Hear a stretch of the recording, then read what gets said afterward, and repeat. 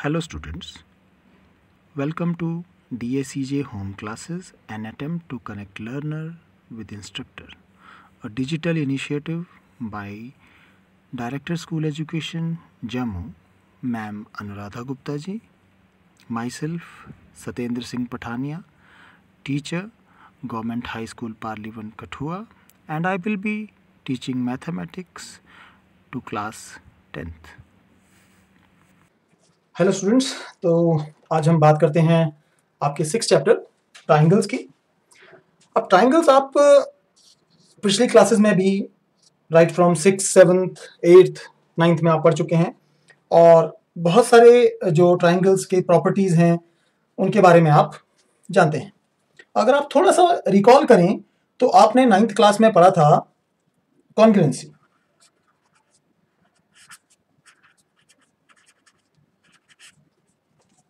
ठीक है बच्चे, तो जो कॉन्ग्रुएंसी आपने पढ़ी थी उसमें आपने क्या देखा था या क्या सीखा था या क्या आपको उसमें से याद है? अगर हम थोड़ी सी उसकी डेफिनेशन को रिकॉल करने की कोशिश करें तो आपको पता है कि उसकी डेफिनेशन क्या थी। If two figures are of same shape and size, ठीक है, अगर उनकी सेम शेप थी और वो सेम ही साइज था तो हम उनको कॉन्ग्रुएंट बोलते हैं। जैसे बेटा मैं आपको ये दिखा रहा हूं कि ये क्या है, एक पिक्चर है और देखने से आपको पता चल रहा है कि ये आप उसको एक फ्लावर बोल सकते हैं। इस फ्लावर की ये डायग्रामेटिक रिप्रेजेंटेशन है और ये बिल्कुल आपको सिमेट्रिकल लग रहा है, बिल्कुल सेम इसी तरीके का एक और फ्लावर है। और अब आप देख रहे हैं कि ये अगर मैं इसको पिक्चर ए बोलूं और इसको मैं पिक्चर बी, तो क्या आप इनको डिफरेंशिएट कर सकते हैं इनके नाम के अलावा कि ये पिक्चर्स अलग हैं? नहीं। और दूसरी चीज आपको याद होगी कि दे परफेक्टली ओवरलैप ईच अदर। तो अगर मैं पिक्चर बी को पिक्चर ए से कवर करता हूं तो ये पूरी की पूरी पिक्चर इसको ओवरलैप कर जाती है। ठीक है बेटा, देखिए ढक लिया, इसको कवर कर लिया।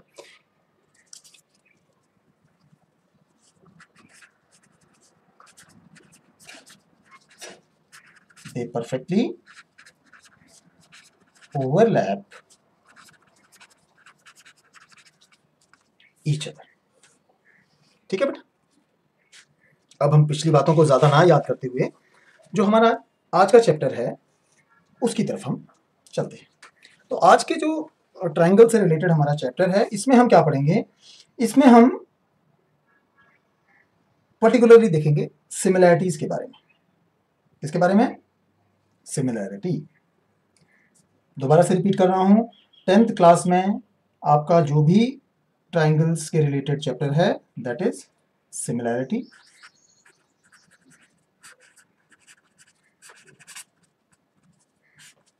ठीक है बेटा, अब सिमिलैरिटी को मैं आपको एक छोटी सी एग्जांपल से समझाने की कोशिश करूंगा। वही मैं पिक्चर ए लेता हूं जो मैंने आपको पहले दिखाई थी।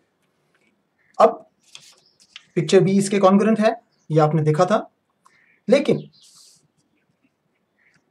अब ये सिमिलर भी है इसके, ठीक है, लेकिन कॉन्ग्रुएंट वो चीजें हैं जो एक दूसरे को परफेक्टली ओवरलैप कर लेती हैं। अब मैं यहां पर बेटा एक और पिक्चर लेता हूं और उसको नाम दे देता हूं सी। अब अगर बी को यहां से निकाल दिया जाए और मैं ए और सी को कंपेयर करूं तो क्या ये एक जैसी हैं? Yes, they are look alike. अगर आप कभी फोटोग्राफर के पास में अपना फोटो इनलार्ज कराने के लिए जाते हैं और वो सेम पिक्चर है और वो उसको आपको इनलार्ज करके देता है स्केल अप या स्केल डाउन, तो आपको सिमिलर पिक्चर्स मिलती। ठीक है, इसकी लेंथ और ब्रेड्थ प्रोपोर्शनल है। क्या है? Proportion.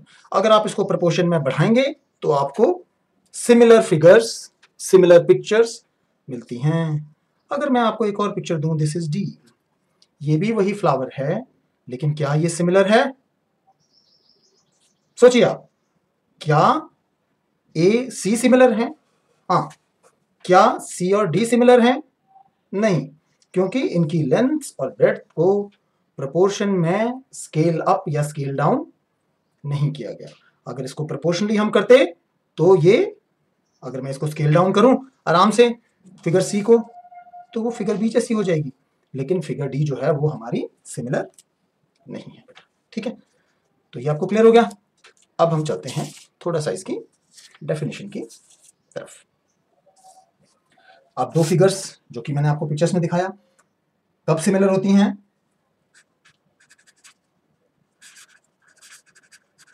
To figures are similar if one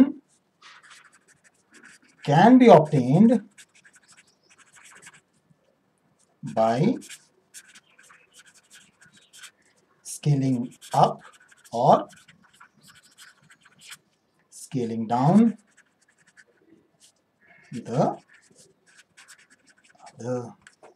जैसे कि मैंने आपको बताया कि हमने पिक्चर ए को स्केल अप किया प्रोपोर्शन में और वो फिगर या पिक्चर सी बन गई।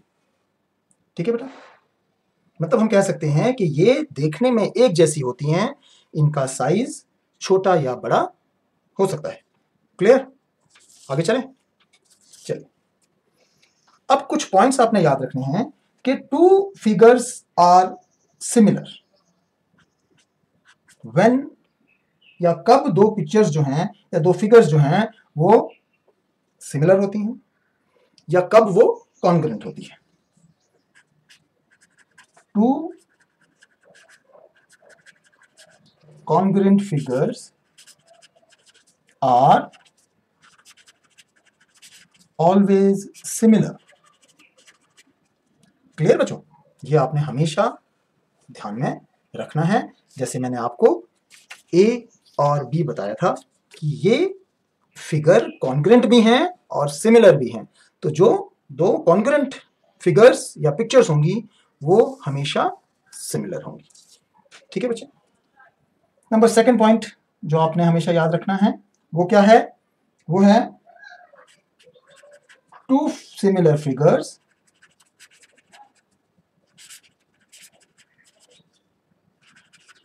मे और मे नॉट बी कॉन्ग्रुएंट। ठीक है बेटा, वो कॉन्ग्रुएंट हो भी सकती हैं या नहीं भी हो सकती हैं। अब ये दो फिगर्स तो क्या थी? कॉन्ग्रुएंट थी, और ये दोनों क्या थी? सिमिलर थी, लेकिन ये कॉन्ग्रुएंट नहीं है बिकॉज कॉन्ग्रुएंट फिगर्स का सेम शेप एंड साइज होता है। क्लियर बच्चों? थर्ड पॉइंट बहुत जरूरी पॉइंट है, इसको थोड़ा ध्यान से देखेंगे। और rectangle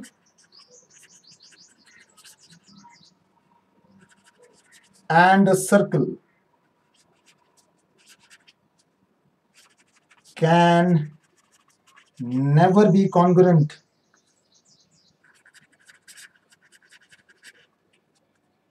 or similar to each other। Clear बच्चों? मतलब एक सर्कल है और एक दूसरा क्या है? रेक्टेंगल है, वो ना तो कभी कॉन्ग्रुएंट हो सकते हैं। बोलने का मतलब यह है कि दो डिफरेंट शेप्स जो है वो कभी भी कॉन्ग्रुएंट या सिमिलर नहीं हो सकती।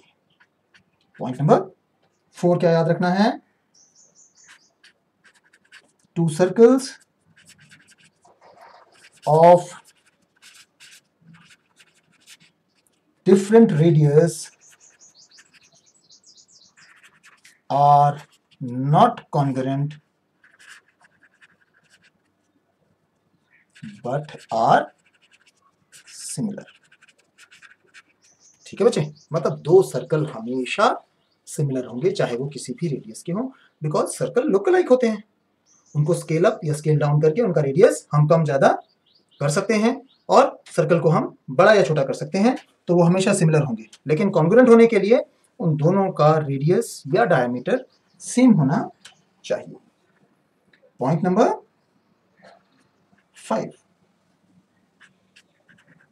Two straight lines of different lengths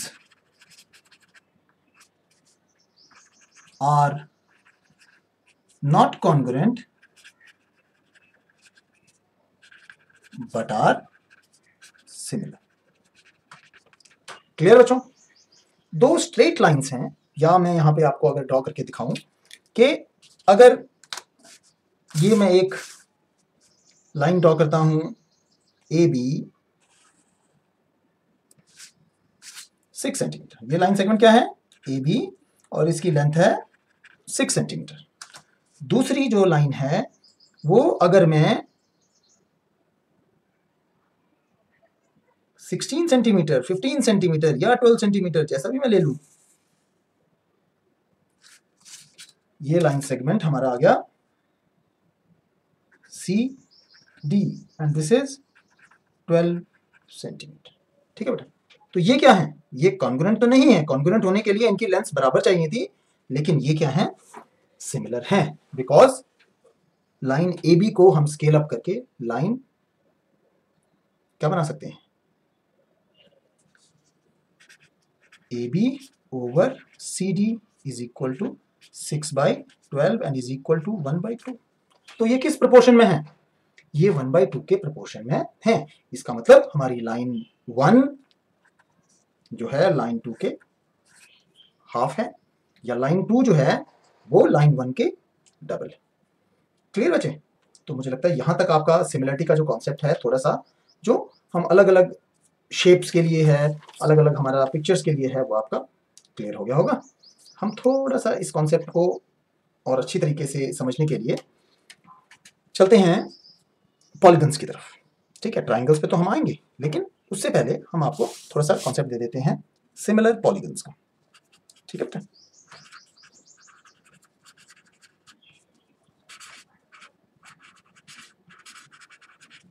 अब जैसा कि बेटा पॉलीगन्स की बात मैं आपको अगर करूं, तो जो ट्राइंगल्स हैं आपके वो भी पॉलीगन्स हैं। ठीक है, तो ट्राइंगल्स आपके पॉलीगन्स हैं, स्क्वायर्स आपके पॉलीगन्स हैं, रेक्टेंगल्स हैं, रोम्बस है, पेंटागन है, हेक्सागन है, ये सारे trapezium, they all are polygons. अब इनकी जो सिमिलरिटी है वो आप किस तरीके से याद रखेंगे, ये चीज आपको देखनी है। तो इसको करने के लिए सबसे पहले हम क्या करेंगे, एक बनाएंगे स्क्वायर। ठीक है, हम जो स्क्वायर है वो A B C D square लेते हैं विद साइड 2 सेंटीमीटर ईच। ठीक है बेटा? ये बच्चे आप अगर नोटबुक में मेरे साथ साथ में बनाएंगे और इस चीज़ को अगर आप रिपीट करेंगे तो ये आपका बहुत अच्छे तरीके से आपको याद हो जाएंगे चीज़ें। अब आपका क्या है, ये square A B C D जिसकी हर साइड जो है वो 2 centimetre, this is given. Number 2 figure हमारी क्या है, वो भी एक स्क्वायर है और जिसकी हर एक साइड जो है वो 6 सेंटीमीटर है। ध्यान रखेंगे बच्चे, कितने सेंटीमीटर है, 6 सेंटीमीटर।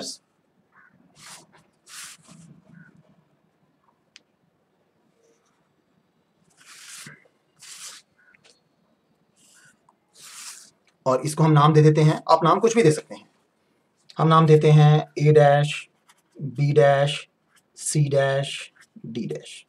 और इसकी जो साइड्स हैं वो हमको गिवन है 6 सेंटीमीटर 6 सेंटीमीटर 6 सेंटीमीटर 6 सेंटीमीटर। अब बेटा जब स्क्वायर होता है तो उसके एंगल्स जो हैं वो 90 डिग्री के होते हैं। वही चीज हमारी पहले स्क्वायर में होगी और वही चीज हमारी सेकंड स्क्वायर में होगी। अब आपने जो चीज ध्यान रखनी है वो क्या रखनी है कि हम इसकी सिमिलैरिटी को प्रूव करना है। क्या करना है कि ये दोनों सिमिलर हैं। कौन दोनों, ए बी सी डी जो आपका स्क्वायर है वो किसके सिमिलर है, A dash B dash C dash and D dash की। अब ये कब प्रूफ होगा? ये तब प्रूफ होगा जब हमारे पास में इसके जो फैक्ट्स हैं वो हमको पता होंगे। सबसे पहले बेटा हमने आपको बात बताई कि दो फिगर्स सिमिलर कब होंगी? व्हेन दे हैव सेम, मतलब sides in same proportion, corresponding sides in same proportion या सेम रेशो। ठीक है, वो आप याद रखेंगे हमेशा। ठीक है, ये मैं आपको लिख देता हूं कि two polygons are similar if, पहला point, ratio of corresponding sides are same। इस रेशो को हम प्रोपोर्शन भी बोल सकते हैं। ठीक है बच्चे, और जो पॉइंट नंबर 2 है वो क्या है? कॉरस्पॉन्डिंग एंगल्स,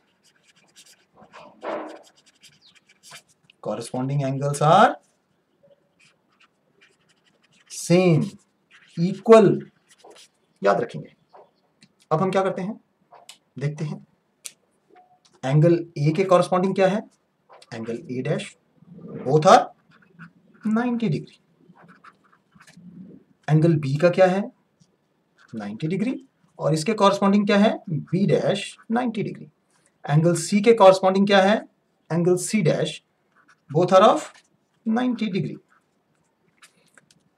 ये भी, इसका मतलब क्या है कि हमारा ये जो पॉइंट है ये यहां पर ठीक बैठता है, तो हमारा ये इस हिसाब से तो सिमिलर है।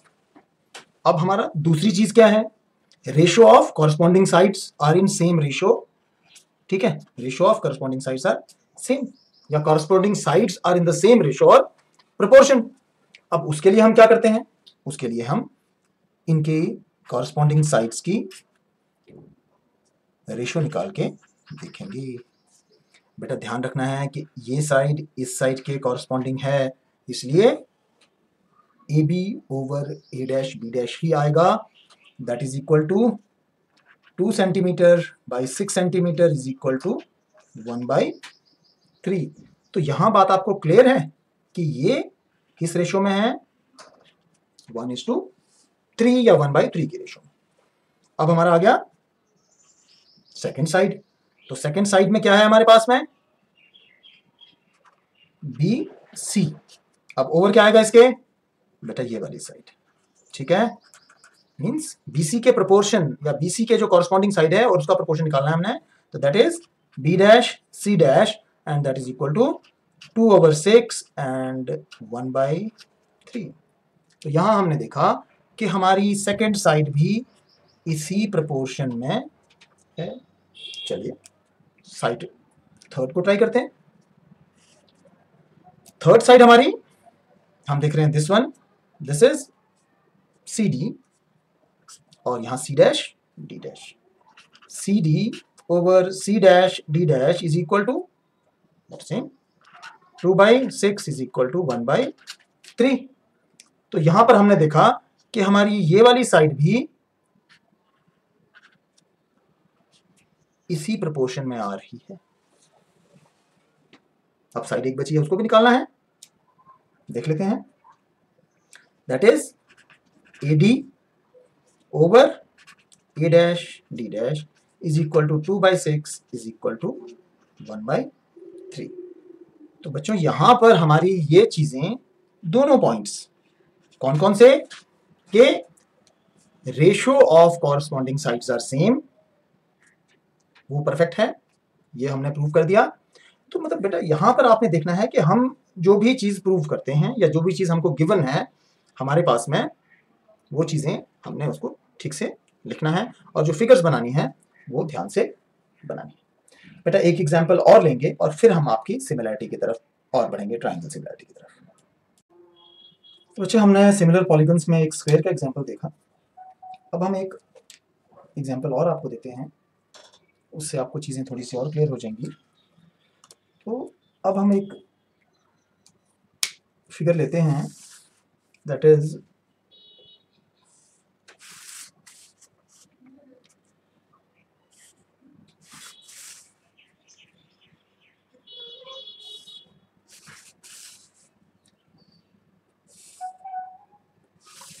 अब बच्चे हमको ये एक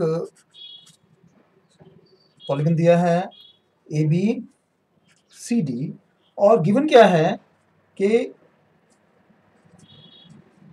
जो साइड्स हैं, this is 1.5 centimetre, this is B C 2.5 centimetre, C D 2.4 centimeter, and DA 2.1 centimeter. Angle A is 110 degree, angle B is 95 degree, angle C is 50 degree, and angle D is 105 degree. ठीक है बच्चे, इसी के corresponding जो figure है उसमें हमको ये दिया गया है।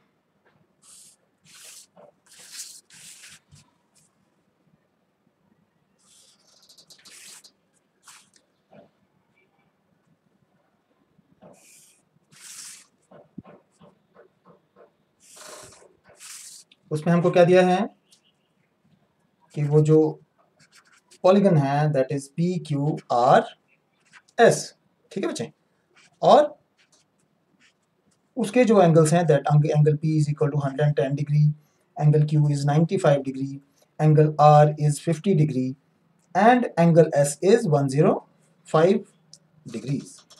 इसी तरीके से side P Q is 3 centimetres, side Q R is 5 centimeters,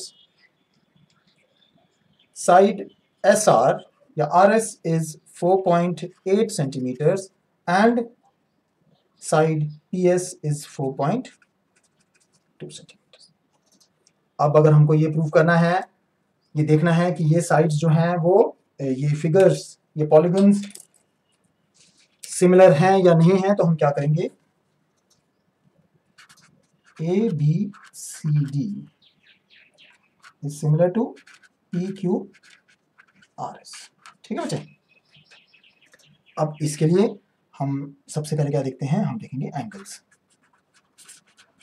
ठीक है। अब हमको पता है कि यहां से लीजिए आप एंगल डी कितना है, is equal to angle S is equal to 105 degrees. इसी तरीके से अब आप नीचे आइए, angle A is equal to, इसके कॉरस्पॉन्डिंग क्या है, angle P is equal to 110 degrees. Third क्या देखेंगे हम, angle B is equal to angle Q, क्यों बराबर हैं, क्योंकि बोथ आर ऑफ 95 डिग्रीज। इसी तरीके से angle C is equal to angle R, both 50 degree, ठीक। तो ये सेम है बेटा, इसका मतलब हमारा जो वो पॉइंट था कि कॉरस्पॉन्डिंग एंगल्स आर सेम, हो गया बेटा कॉरस्पॉन्डिंग एंगल सेम।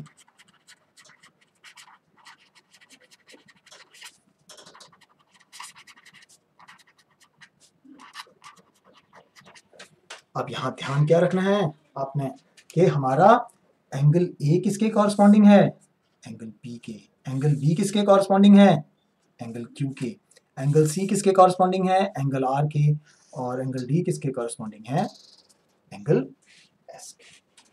अब हमारा दूसरा क्या आता है, रेशियो ऑफ साइड्स।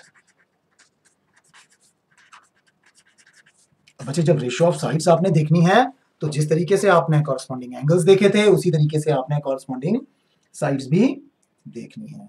सबसे पहली साइड कौन सी है आपकी, डी सी ले लीजिए, तो डी सी के कॉरस्पॉन्डिंग क्या है, एस आर, ठीक है बेटा, and this is equal to 2.4 centimetre over 4.8 centimetre is equal to 1/2।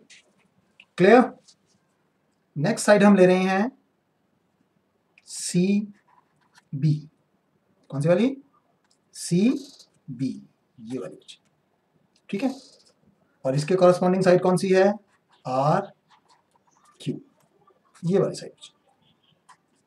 अब इनका क्या आएगा proportion ratio 2.5 centimetre over 5 centimetre 1/2।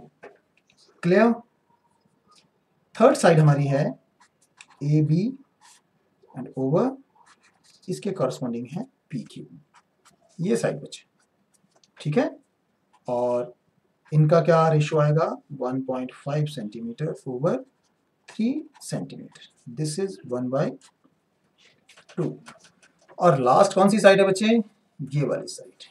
ठीक है, दैट इज डी ए या ए डी ले लीजिए, D A over S P, D A over S P is equal to 2.1 over 4.2।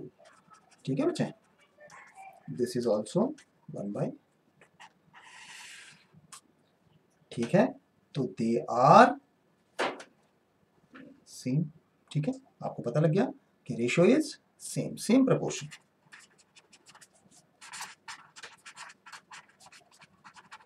Same proportion that is 1/2। तो बेटा यहां पर जो मैंने आपको 2 पॉइंट्स बताए थे कि ratio of corresponding sides are same and corresponding angles are equal या सेम, तो ये बात आपकी यहां पर खत्म हो जाती है बच्चे। ठीक है, अगर हम आगे चलें अभी, तो आगे हमारा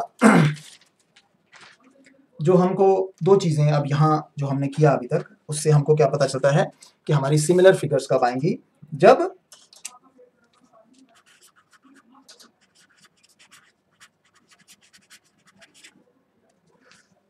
कॉरस्पॉन्डिंग इक्वल एंगल्स हों।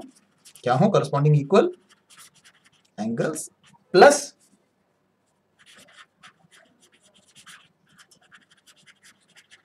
corresponding sides proportional। क्लियर। अब बेटा यहां तक हमने जो किया उससे हमको दो चीजें जो हैं वो पता लग गई, वो आपने याद रखनी है।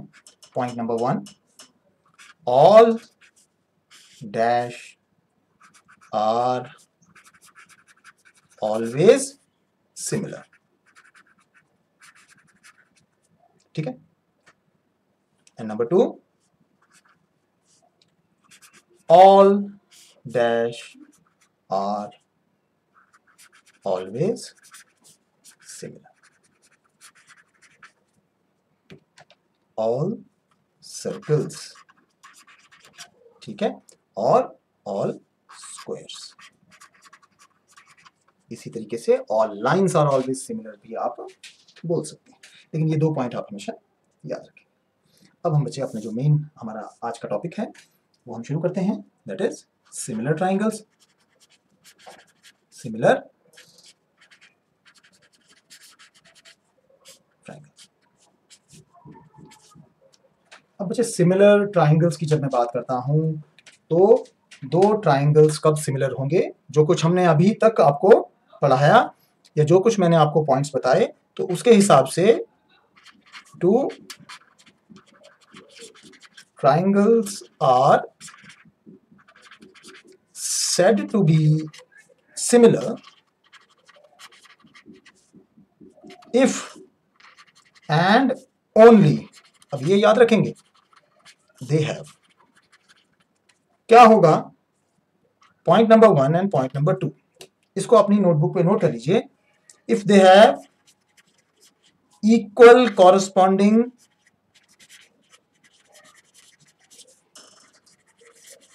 एंगल्स, और पॉइंट नंबर 2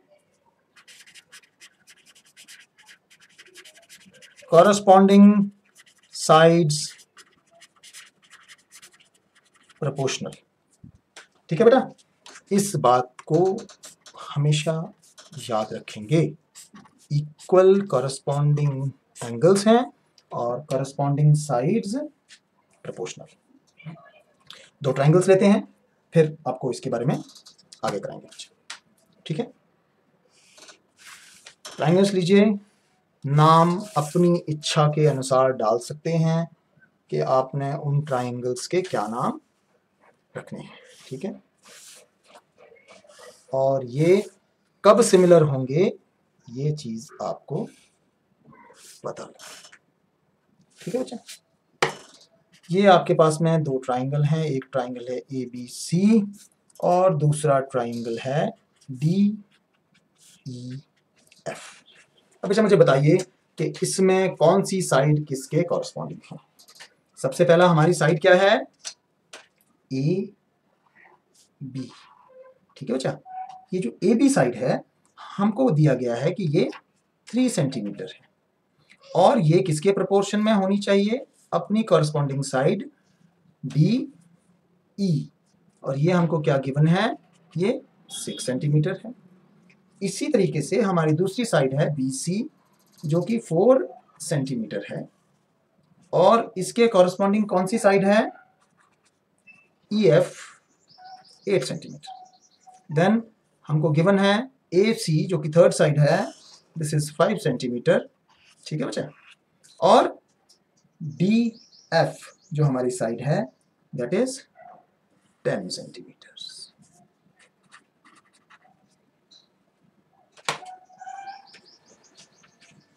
सबसे इंपॉर्टेंट चीज क्या है इसमें, reasoning.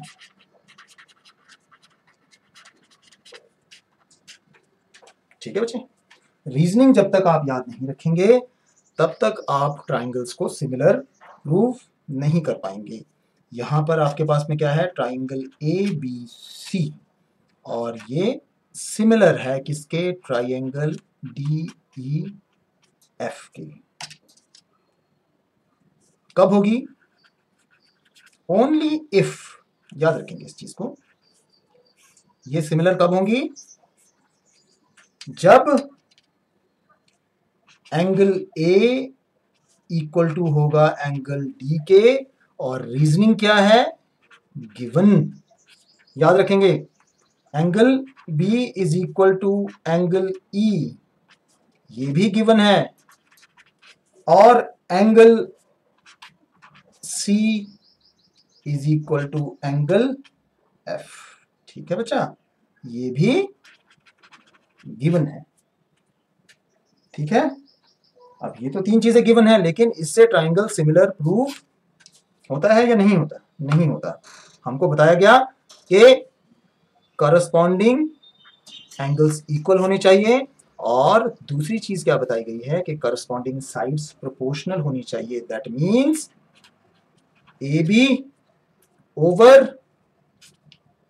DE is equal to BC over EF is equal to AC over DF। ये भी क्या है, गिवन है। रीजनिंग बहुत इंपॉर्टेंट है ज्योमेट्री में। जब तक आप प्रॉपर रीजनिंग नहीं देंगे आपका जो क्वेश्चन है वो प्रूफ नहीं होगा। ठीक है बच्चे, चलिए आगे चलते हैं।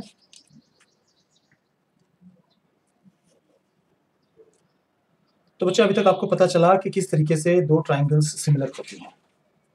अब क्वेश्चन ये आता है कि क्या हमेशा तीनों साइड्स को और तीनों एंगल्स को इक्वल या प्रोपोर्शन में प्रूव करना जरूरी है। Is it always necessary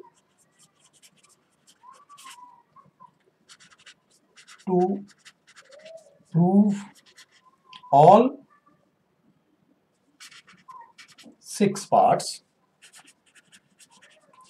that is 3 sides and 3 angles।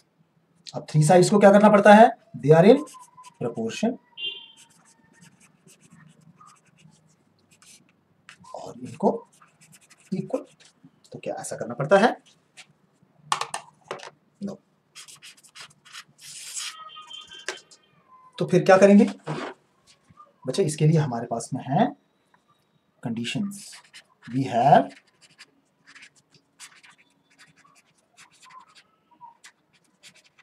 Similarity conditions. अब वो सिमिलरिटी कंडीशंस क्या हैं, जिस तरीके से 9th क्लास में आपने क्या पढ़ा था, 9th में आपने पढ़ा था कॉन्ग्रुएंसी कंडीशंस,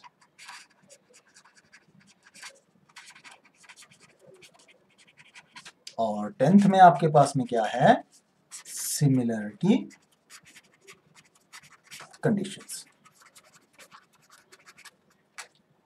क्लियर बच्चे? अब सिमिलरिटी कंडीशंस कौन कौन सी हैं?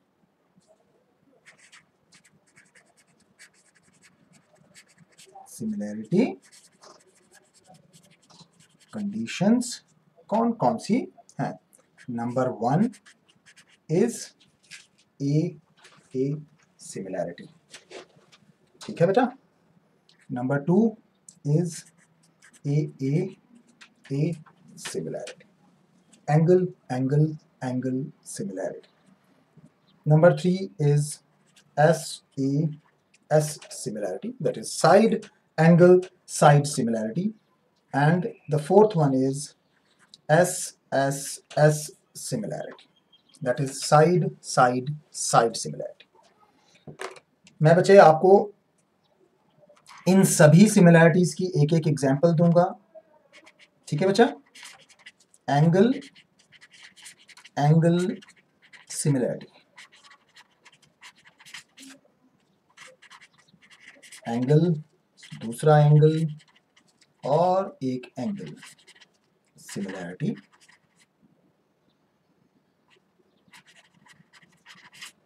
ठीक है, that is side then angle side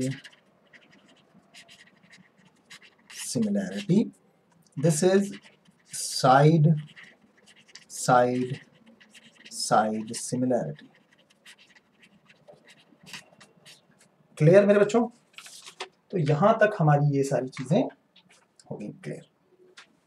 अब हम आते हैं पॉइंट नंबर 1 पे। अब पॉइंट नंबर 1 क्या है हमारा? This is A similarity.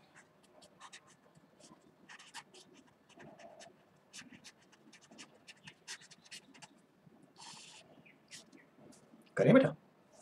इसके लिए आप कोई भी दो ट्राइंगल्स जिनको आपने सिमिलर प्रूव करना है, ठीक है, वो आपको दी गई हैं या वो गिवन होंगी, ठीक है बच्चा। अब जब आपको दो ट्राइंगल दे दी जाएंगी और उन दोनों का कुछ नाम होगा जिनको आपने सिमिलर प्रूव करना है, और इस सिमिलैरिटी कंडीशन के हिसाब से आप उनको सिमिलर कैसे प्रूव करेंगे वो मैं बताता हूँ आपको भी। ये आपका ट्राइंगल ABC है और ये आपका ट्राइंगल PQR है। अब बच्चे हमेशा जब आपको क्वेश्चन आएगा तो क्या आएगा उसमें? In triangle ABC and triangle PQR, ठीक है।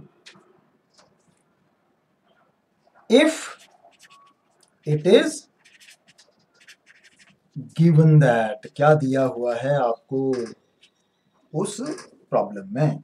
हमको दिया है कि angle A is equal to angle P, और दूसरी चीज क्या दी है? Angle B is equal to angle Q, ठीक है बेटा। अब पॉइंट आपके सामने है, तो therefore by A similarity triangle ABC is similar to triangle PQR, ठीक है बेटा। लेकिन अब क्वेश्चन ये आता है हमारे पास कि इस चीज को प्रूव करने से हमको क्या मिला? इस चीज को प्रूव करने से हमको ये मिला कि angle C is equal to angle R। अब बेटा रीजनिंग देखेंगे, रीजनिंग मैंने बोला बहुत इंपॉर्टेंट है, तो ये क्या आ गया? corresponding angles of similar triangles are equal। ध्यान रखेंगे बेटा हमेशा जब भी आपने किसी अनगिवन चीज को प्रूव किया तो उसके साथ में आपको रीजन देना पड़ेगा। और आपको क्या मिला इस चीज को प्रूव करने पर कि ये सिमिलर हैं? हमको मिला also A B over P Q means A B over P Q is equal to B C over Q R. This is B C over Q are.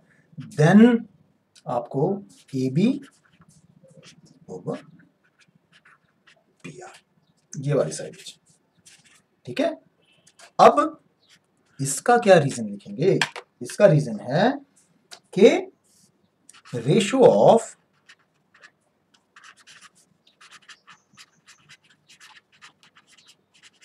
corresponding sides of two similar triangles is always equal. बेटा ठीक है, तो ये चीज आप ध्यान रखेंगे. Clear? तो इसका मतलब ए सिमिलरिटी के हिसाब से आप इस तरीके से कर लेंगे. अब आ जाते हैं हम सेकंड सिमिलरिटी की तरफ. ठीक है बच्चा? तो सेकंड सिमिलरिटी आपको पता है, this is a similarity. A similarity.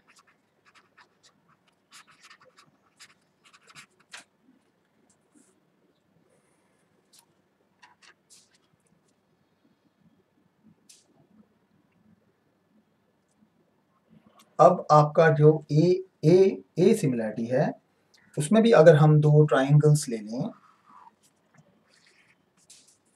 ये ट्राइंगल 1 है और ये ट्राइंगल 2 है, क्या ये सिमिलर हैं? पता नहीं, लेकिन अभी हम सिमिलरिटी कंडीशंस के हिसाब से जो हमको गिवन होगा उनके हिसाब से देखेंगे तो हमको पता चलेगा कि ये सिमिलर हैं या नहीं है. दोबारा से हम उसी पॉइंट्स पे आ जाएंगे कि in triangle A B C and triangle DEF, if it is given that क्या given है? Angle A is equal to angle D, angle B is equal to angle E and angle C is equal to angle F. ये तीनों points बेटा आपको क्या है? Given है. ठीक है. अब हम क्या करेंगे? Therefore, by a similarity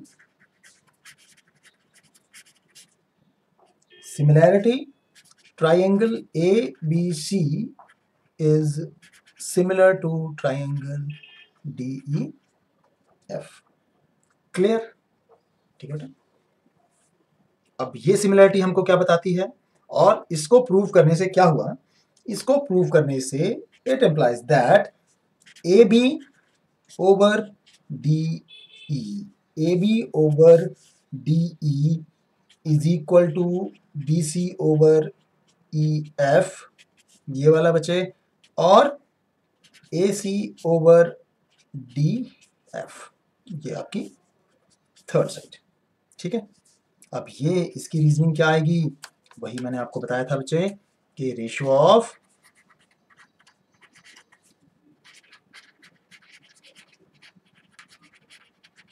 corresponding sides of two similar triangles is always equal. ठीक है बच्चा? ये आपका जो सेकंड पार्ट था वो यहाँ. और आपकी अब मैं आ जाता हूं थर्ड सिमिलरिटी कंडीशन पर. थर्ड सिमिलरिटी कंडीशन क्या थी? S similarity.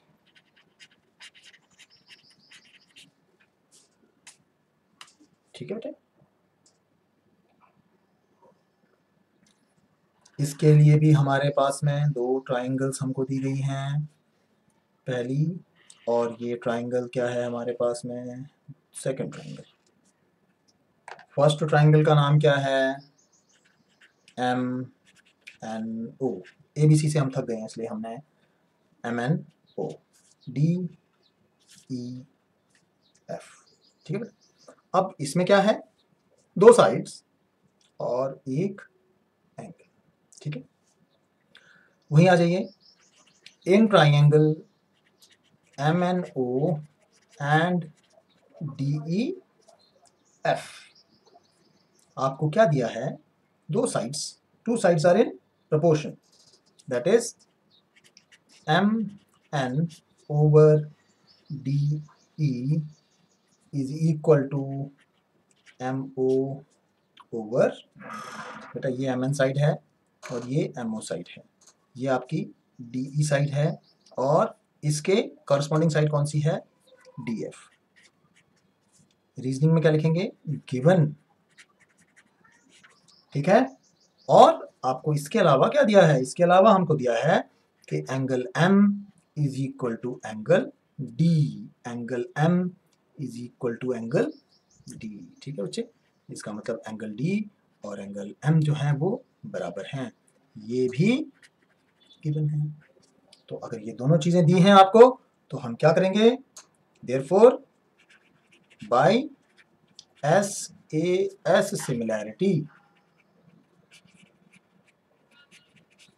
Similarity triangle MNO is similar to triangle DEF। और अब हमको ऐसा प्रूफ करने से क्या पता चला, हमको पता चला कि MN over DE is equal to MO over DF is equal to NO over EF।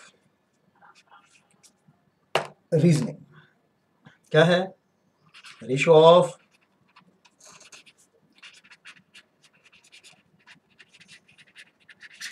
corresponding sides of two similar triangles is always equal।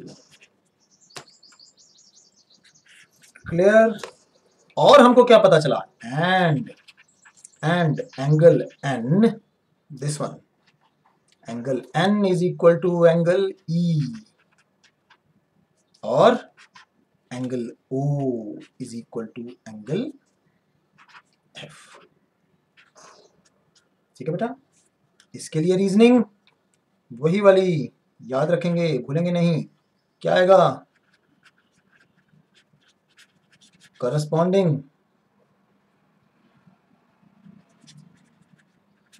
angles of similar triangles are always equal, ठीक है बच्चों। तो यहां पर आपका मैंने SAS जो side angle side similarity थी वो आपको समझाई। तो बेटा अब ये हमारी लास्ट सिमिलैरिटी जो है, similarity number 4, that is SSS similarity, side similarity. अब इस सिमिलैरिटी को हम एग्जांपल्स के साथ में देखें, ठीक है। सेम उसी तरीके से हमारे पास में दो ट्राइंगल्स हैं, वन इज ट्राइंगल ABC और दूसरा ट्राइंगल है हमारे पास में ट्राइंगल PQR, ठीक है बच्चे। अब if it is given that, if it is given in triangle ABC and triangle PQR, क्या दिया हुआ है हमको कि AB over PQ, this one is equal to BC over QR, ये बेटा, और AC over PR, this one, ठीक है, दिस इज गिवन, और ये क्या है, दीज आर प्रोपोर्शनल। ये बात आप याद रखेंगे। देन तब क्या होता है, then by S similarity, triangle ABC is similar to triangle PQR, and this implies that angle A is equal to angle P and angle B is equal to angle Q। अब जोर से बोलेंगे, angle C is equal to angle R। Good. अब इसका आ जाएगा reasoning, और reason क्या है, corresponding angles of two similar triangles are always equal। अच्छा, ठीक है। अब बेटा आप इतने देर से मुझे सुन रहे हैं और मैं आपको सुना रहा हूं, तो इस सब का फायदा क्या, ये हमने इतना किया, तो इस सब के करने से क्या होगा बेटा। देखिए, ये जो हमारी सिमिलैरिटीज़ हैं, ये रियल लाइफ में हम बहुत ज़्यादा, जो हमारी कंस्ट्रक्शन की कैलकुलेशंस हैं, ब्रिजेस की कैलकुलेशंस हैं, बिल्डिंग्स की कैलकुलेशंस हैं, उसमें हम यूटिलाइज करते हैं।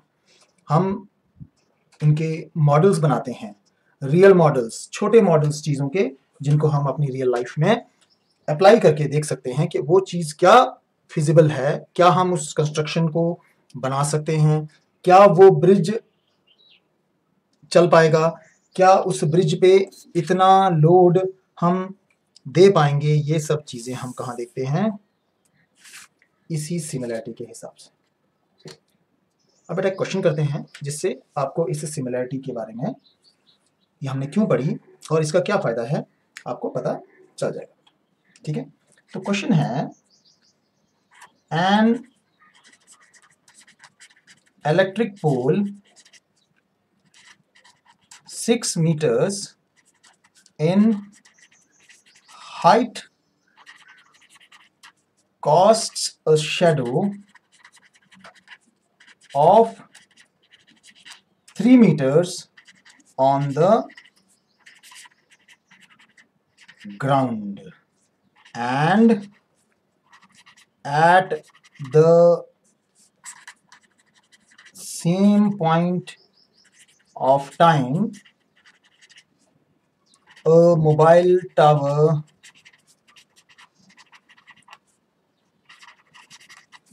casts a shadow of 180 meters. Find the height of the mobile tower। ठीक है बच्चों, अब यहां आपने एक चीज देखी, एक इलेक्ट्रिक पोल है जिसकी हाइट आपको पता है 6 मीटर्स, और वो शेडो कास्ट कर रहा है एक पॉइंट ऑफ टाइम पर 3 मीटर, और सेम उसी टाइम पे जो शेडो कास्ट हो रही है एक मोबाइल टावर की, वो है 180 मीटर्स। बेटा आप मेजरिंग टेप लेके तो ऊपर चढ़ेंगे नहीं टावर के, उसको मेजर करने के लिए, तो ये सिमिलैरिटी से आपको जो है उस टावर की हाइट जो है वो पता लग सकती है। किस टावर की, मोबाइल टावर की। अब उसके लिए हम क्या करेंगे, हमने इतनी ट्राइंगल्स बनाई हैं, आपको ट्राइंगल बनाना आती है, एक ट्राइंगल बनाएं। क्या ट्राइंगल बनाएंगे, पोल की हाइट है 6 मीटर, शेडो कास्ट कर रहा है 3 मीटर। क्लियर बेटा, देखिए ये आपका हो गया electric pole, height 6 metres, shadow 3 metres. ठीक है, this is your electric pole. और दूसरी जो ट्रायंगल बनेगी वो किसकी? मोबाइल टावर की। मोबाइल टावर वो शैडो बना रहा है 180 मीटर्स की, और उस ट्रायंगल को नाम दे देते हैं हम DEF, और ये है उसकी हाइट जो हमको पता लगानी है। अब यहाँ आपको एक पॉइंट याद रखना है। क्या पॉइंट रखना है याद? At same point of time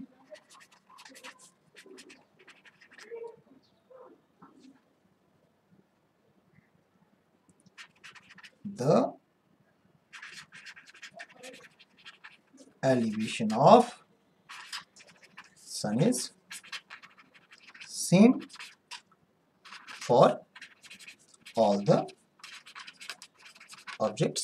ठीक है, मतलब जितनी परछाई मेरी बनेगी उतनी ही परछाई अगर मेरे साथ में कोई बच्चा खड़ा है उसकी बनेगी, उतनी ही शैडो, उसी प्रोपोर्शन में शैडो जो है वो किसी और ऑब्जेक्ट की उस पॉइंट ऑफ टाइम पर बनेगी, क्योंकि सूरज सबके लिए बराबर ही एलिवेशन देगा एक पॉइंट ऑफ टाइम पे। तो ये जो एलिवेशन है हम इसको क्या मान लेते हैं? थीटा। ठीक है बेटा, अब आप मुझे बताइए कि आप क्या करेंगे। हम क्या करेंगे कि in triangle ABC and triangle DE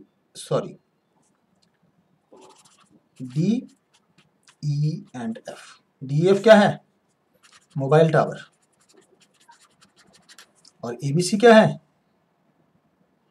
electric pole. ठीक है बच्चे, अब हमको ये पता है कि ग्राउंड में वो दोनों सीधे लगे हैं, तो ये एंगल 90 डिग्री और ये एंगल भी 90 डिग्री का होगा। That means angle B is equal to angle E, each 90 degree, and angle C is equal to angle F, that is sun's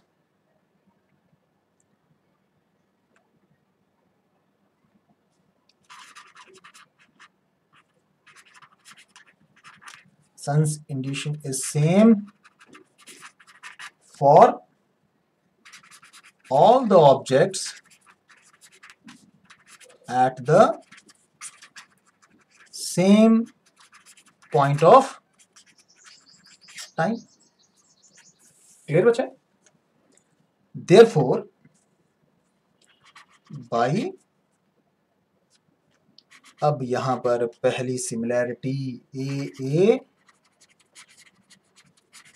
similarity triangle ABC is similar to triangle DEF।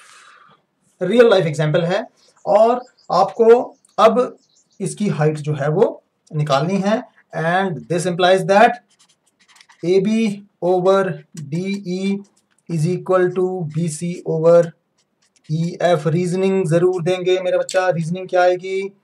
Ratio of